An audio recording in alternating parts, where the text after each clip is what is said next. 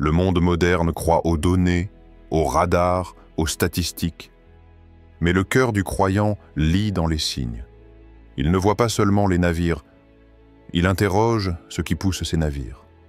Et soudain, l'âme commence à frémir. Le port d'Alger. Ses grues, immobiles, ressemblent à des minarets mécaniques pointés vers le ciel.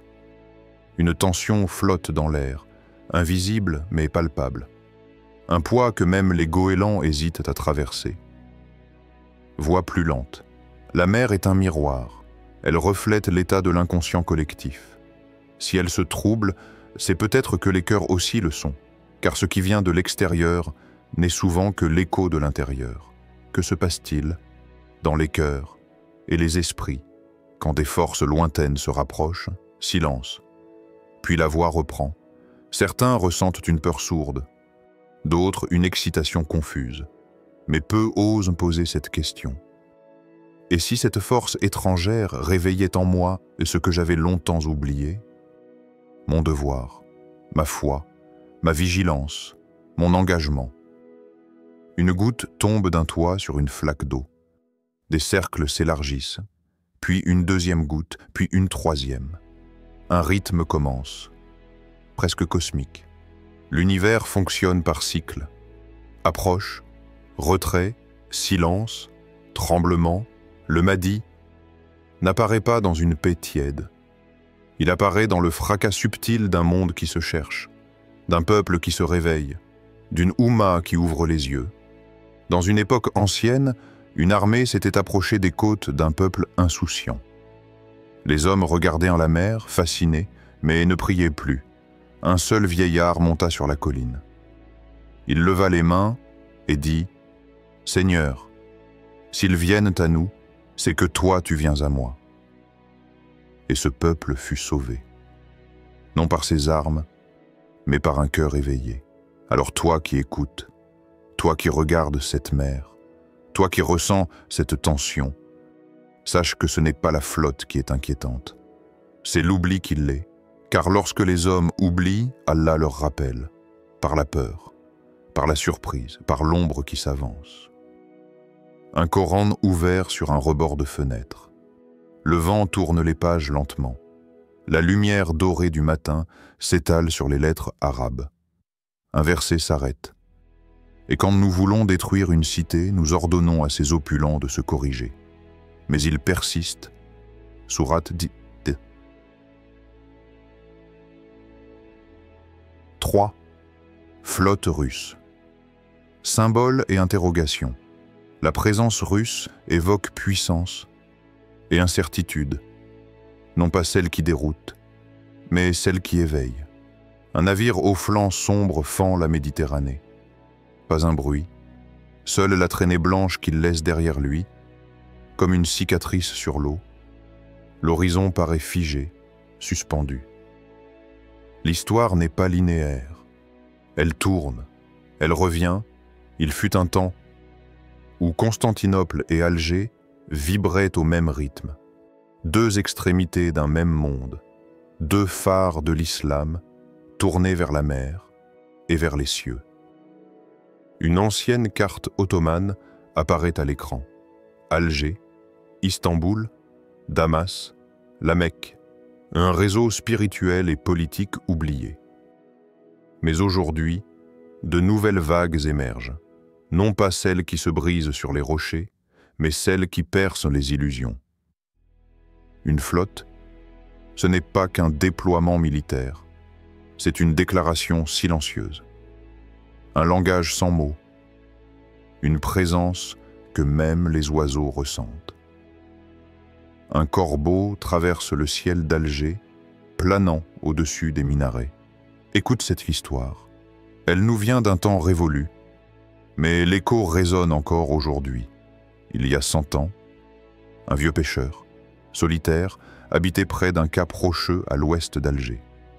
Chaque matin, il priait au lever du soleil, les pieds nus dans le sable froid, le regard tourné vers l'infini.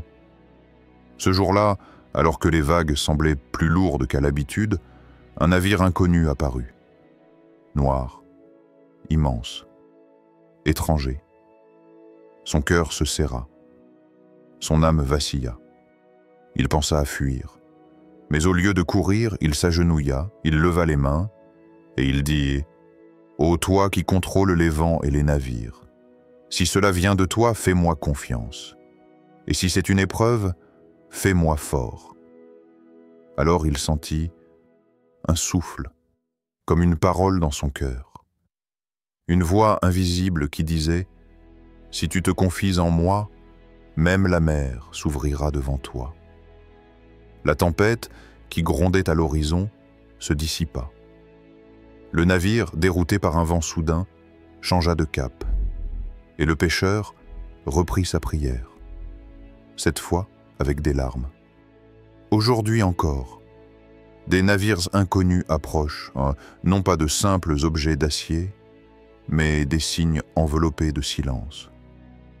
Une boussole ancienne tourne sans se stabiliser. Un enfant dessine un croissant sur le sable. Une vague l'efface. Oh! Et toi? Toi qui regardes ces images, qui entends ces mots, qu'as-tu ressenti en voyant cette flotte approcher? Est-ce la peur, l'inquiétude ou un appel? Le monde change, les tempêtes grondent et les signes se multiplient, mais la véritable bataille n'est pas dehors. Elle est en nous. Sommes-nous prêts à accueillir la lumière dans nos cœurs, à purifier nos intentions et à cultiver la paix intérieure? Car le Mahdi n'est pas seulement un guide venu des ténèbres, il est l'écho de notre propre éveil, le reflet de notre foi renaissante. Préparons-nous, dans le silence, la prière et l'espérance, car c'est dans l'ombre que la lumière se révèle le plus fort, qu'Allah guide nos pas et éclaire nos âmes. À très bientôt pour un nouveau voyage au cœur de la sagesse. 1. Ouverture visuelle, musique et ambiance. Un mood résonne dans le lointain, ses cordes frottées par le silence d'une nuit lourde. Une nappe grave, presque imperceptible, s'élève doucement comme un souffle chaud depuis les profondeurs de la terre. Alger, vue du ciel. La ville dort, mais pas vraiment. Les lumières oranges, suspendues sur la baie comme des lanternes fatiguées, vacillent puis s'éteignent une à une. Le port, en contrebas, semble immobile, mais quelque chose rôde dans le calme. Une mer noire, figée comme un miroir brisé, reflète les lueurs d'un ciel sans lune. Bienvenue dans cet espace de réflexion, là où l'actualité rejoint la prophétie et où les bruits du monde deviennent les échos de l'âme. La caméra descend lentement, planant au-dessus des toits de Bab el-Oued. Un appel à la prière résonne très faiblement, comme s'il remontait d'un souvenir. Une silhouette traverse une ruelle. Un vieil homme en djellaba blanche, tenant un chapelet dans ses mains, il s'arrête. Il lève les yeux vers la mer. Dans ses pupilles, 2 lueurs rouges clignotantes, des feux signalant l'approche d'un navire inconnu. Aujourd'hui, Alger s'embrase. Une flotte russe, silhouette d'acier, fend les eaux algériennes. Et dans l'ombre, invisible au regard, le Mahdi attend. Une légère vibration traverse le sol. Des enfants s'éveillent dans leur sommeil. Une femme regarde par sa fenêtre. Un chat fuit entre les pierres. La caméra recule brusquement, vue aérienne de la Méditerranée. Une brume épaisse avance, recouvrant les eaux comme une couverture. Au centre de cette masse, des silhouettes grises, des vaisseaux de guerre. Mais plus forts que les moteurs, plus profonds que les armes. Il y a le silence. Quand les puissances se déplacent, ce n'est pas que le métal qui bouge, ce sont les lignes invisibles du destin qui frémissent.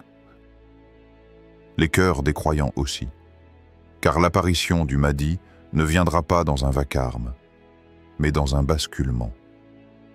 Plan d'un sablier, le sable coule au ralenti. Chaque grain représente une année, un temps suspendu. Et sur la paroi de verre du sablier, une inscription calligraphiée: « Celui qui attend dans l'ombre n'est pas endormi ». As-tu ressenti ce frisson? Cette impression que le monde avance vers un point, sans retour, que le visible est en train de s'effacer. Pour laisser place à l'invisible, une pluie fine commence à tomber sur les rues vides, mais ce n'est pas une pluie ordinaire. Elle tombe sans bruit. Elle ne mouille pas le sol. Elle pénètre les âmes. Un muezzin, seul dans une mosquée vide, termine son appel à la prière. Son écho est lent, comme ralenti par le destin. Un Coran est posé, ouvert, page légèrement froissée par le vent. Un verset s'y lit clairement, et nous faisons succéder les jours entre les gens. Sourate 340. Ce n'est plus un simple jour qui passe, c'est une ère qui bascule.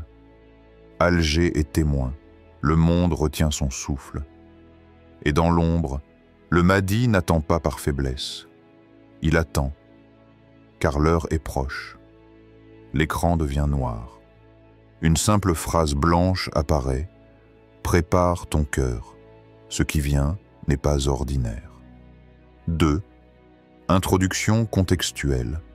Imaginez ce port paisible d'Alger, ancien carrefour de marins, de prophètes oubliés, de poètes et de conquérants, soudain électrisé par l'arrivée d'une flottille étrangère. Le ciel d'Alger se teinte d'un gris chaud. Les mouettes ne crient plus. Le vent se retire dans les voiles du silence. La mer, d'ordinaire tranquille au lever du jour, semble aujourd'hui vibrer d'un autre langage. Les vagues ne sont plus de simples vagues. Elles transportent une tension, une mémoire, un présage. Regarde bien cette mer. Elle n'est pas que salée. Elle est mémoire. Elle a vu défiler les Ottomans, les Andalouses, les empires et les ombres. Elle a tout gardé. Tout ce que l'homme oublie, elle s'en souvient. Des enfants jouent dans les ruelles de Casbah sans savoir ce qui s'annonce. Un vieux marchand ferme plutôt sa boutique sans raison claire. Une brise fait claquer des stores sur les balcons, comme pour réveiller les consciences endormies. Une flottille russe ne traverse pas la Méditerranée par erreur. Chaque mètre parcouru sur cette mer est une décision. Chaque vague franchie est une intention. Et chaque port visé est un message. Car parfois, ce que nous appelons danger n'est que le rappel de celui qui nous a oubliés. Et ce que nous appelons menace est peut-être l'aube d'un réveil. Sommes-nous prêts à affronter l'inconnu? Avec la certitude divine en nous, savons-nous encore faire confiance à l'invisible? Quand l'armure visible nous effraie, des jeunes hommes pris sur la plage au coucher du soleil.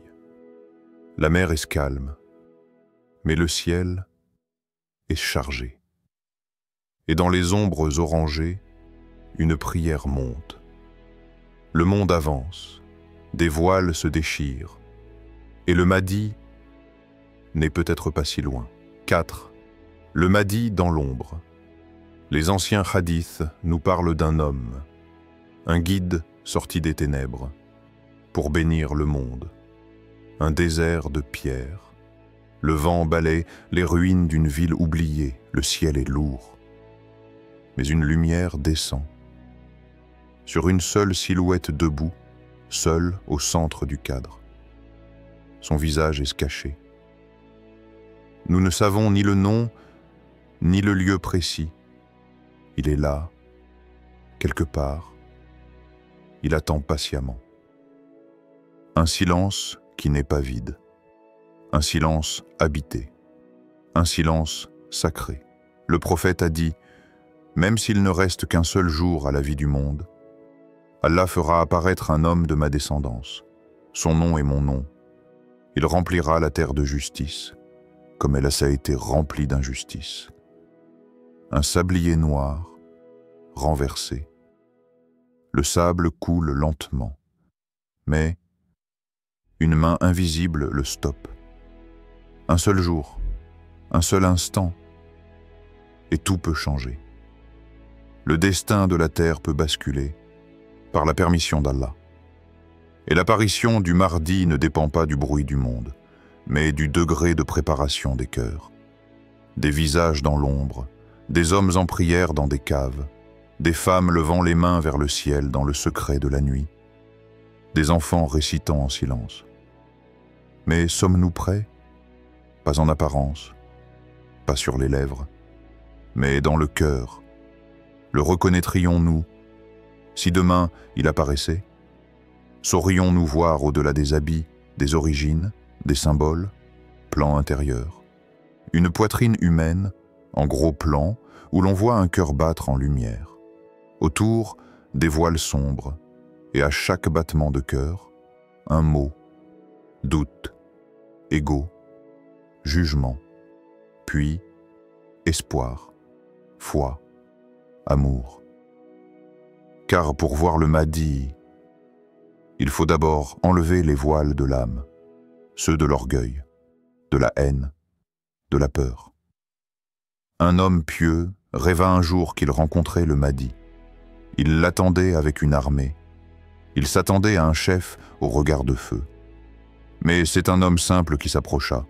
Les gens riaient de lui, le rejetaient, le rêveur le regarda et dit « Qui es-tu » L'homme répondit « Je suis celui que tu attends, mais que tu ne reconnais pas. » Puis il disparut dans la foule. Et l'homme se réveilla en larmes. L'apparition du Mahdi ne dépend pas des puissances mondiales. Elle dépend de la profondeur de notre sincérité, du niveau de notre injustice, de la grandeur de notre invocation. Le Mahdi, ce n'est pas un héros mythique, c'est un miroir. Il révèle ce que nous avons oublié de devenir. Sommes-nous, en tant que communauté, prêts à reconnaître le bon guide quand il apparaîtra? Et surtout, comment purifier nos cœurs en attendant?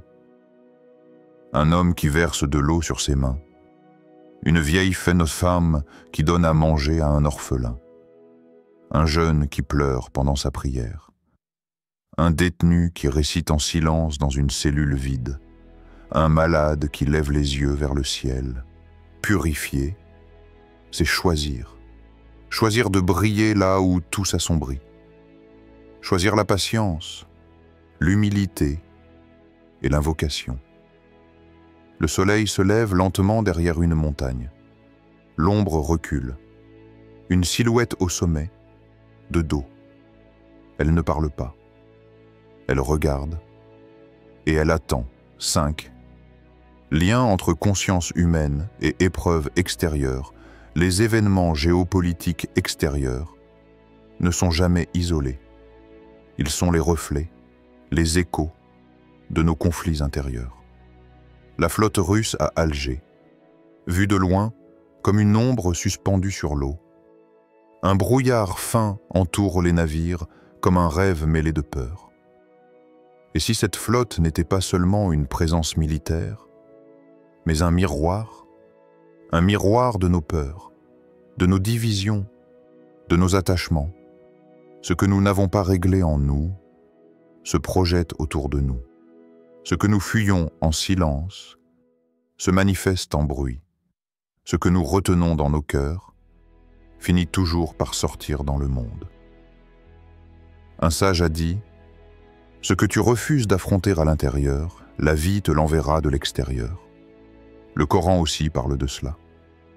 Ce qui vous atteint comme malheur est dû à ce que vos mains ont acquis. Sourate 42-30. Et parfois, ce n'est pas une punition, c'est une pédagogie divine, un rappel, une guérison déguisée. Un jeune homme regarde les informations sur son téléphone.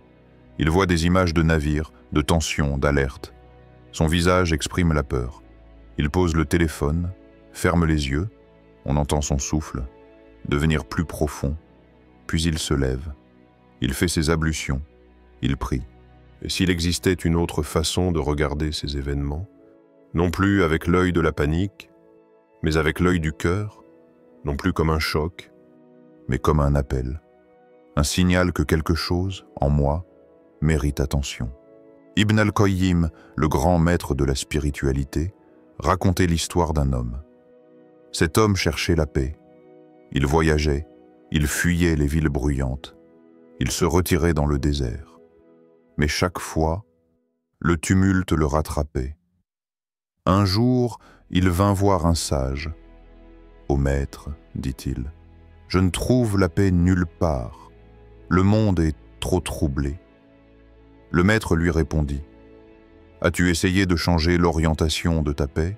Tu la cherches à l'extérieur. Mais la paix, comme le désordre, vient de l'intérieur. C'est l'œil de ton cœur qui doit s'apaiser, pas le monde que tu regardes. » Ce jour-là, l'homme comprit. Il cessa de fuir le monde. Il s'installa. Il commença à prier, non pour être protégé du tumulte, mais pour le transformer. Et la paix s'installa. Non pas autour de lui, mais en lui. La flotte russe, l'incertitude, les tensions, tout cela nous parle. Mais dans quelle langue écoutons-nous? Avec l'oreille des médias ou celle de l'âme? Car l'âme sait que tout ce qui trouble le monde n'est que le reflet de ce qui trouble nos cœurs, et qu'il n'y a pas de changement extérieur sans purification intérieure. La caméra alterne entre des navires qui s'approchent lentement de la côte, des visages algériens, ordinaires, en prière, en silence, en méditation, une tempête sur la mer, qui se calme lentement alors qu'un homme finit sa salate. Alors je te pose la question, pas à ton intellect, mais à ton cœur. Que révèle cette situation sur mon propre cœur? Est-ce que je suis agité? Est-ce que je me sens impuissant? Est-ce que je tremble? Ou est-ce que je cherche à me recentrer, à me purifier, à me remettre à Allah? Comment transcender la peur pour embrasser la confiance divine?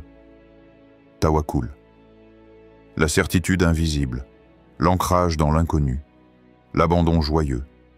Là commence la véritable sécurité.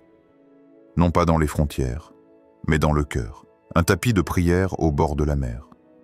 Une main s'y pose. Puis un front. Puis un silence. La mer, en fond, devient calme. Le monde change, les tempêtes grondent et les signes se multiplient, mais la véritable bataille n'est pas dehors. Elle est en nous. Sommes-nous prêts à accueillir la lumière dans nos cœurs, à purifier nos intentions et à cultiver la paix intérieure? Car le Mahdi n'est pas seulement un guide venu des ténèbres, il est l'écho de notre propre éveil, le reflet de notre foi renaissante.